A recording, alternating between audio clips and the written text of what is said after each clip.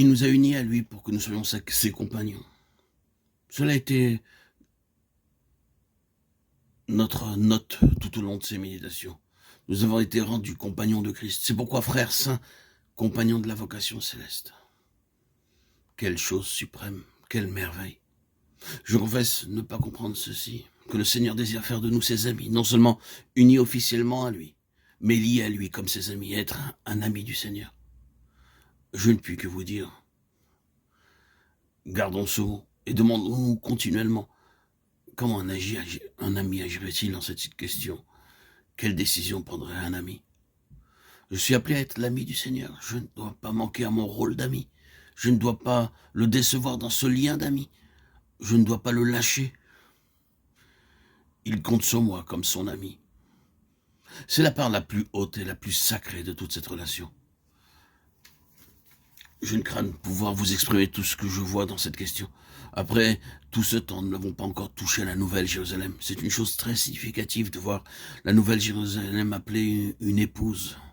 L'ange dit à Jean, « Viens, je te montrerai la fiancée, l'épouse de l'agneau. » Et Jean aurait pu répondre, « Allons donc voir cette femme merveilleuse. » Et il me montra la cité sainte, Jérusalem, qui descendait du ciel d'auprès de Dieu. Apocalypse 21, 9, 10. L'épouse est la cité est l'épouse.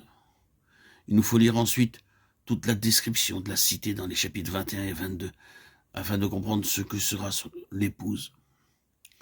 Voyons toutes les pierres précieuses. Elles sont la valeur précieuse du Seigneur Jésus dans toute son expression si diverse. Pierre dit, pour vous qui croyez, elle a ce prix, un pierre de 7. Il y a des pierres précieuses de toute espèce. Elles représentent ce qu'est Jésus, dans son réel caractère, révélé dans l'épouse, la cité. Cessons de penser à une cité littérale. Tout cela est une représentation symbolique de l'épouse de Christ. Toutes ces gloires de la cité ne sont que les gloires de Christ exprimées, à la fin, dans son épouse. Il me montra la cité sainte, Jérusalem, qui descendait du ciel d'auprès de Dieu, resplendissante de la gloire de Dieu. Son éclat était semblable à celui d'une pierre précieuse, elle resplendissait à travers toutes ses perles.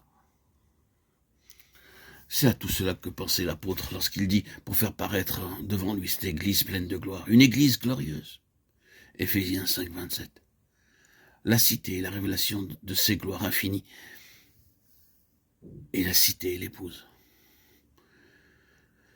Il nous faut maintenant terminer par ce dernier mot. Nous avons là des idées très belles et merveilleuses. Ce sont de glorieuses pensées, c'est précisément à cela que le Seigneur nous a appelés. C'est une vocation céleste, c'est dans ce but qu'il désire nous avoir comme ses compagnons. Compagnons d'une vocation céleste, parce que compagnons de Christ.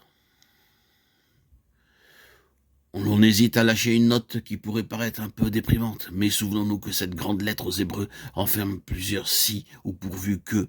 Sa maison, c'est nous, pourvu que nous retenions fermement. Et bonne, de 3-6. Nous sommes compagnons de Christ si nous retenons fermement. Hébreux 3-14.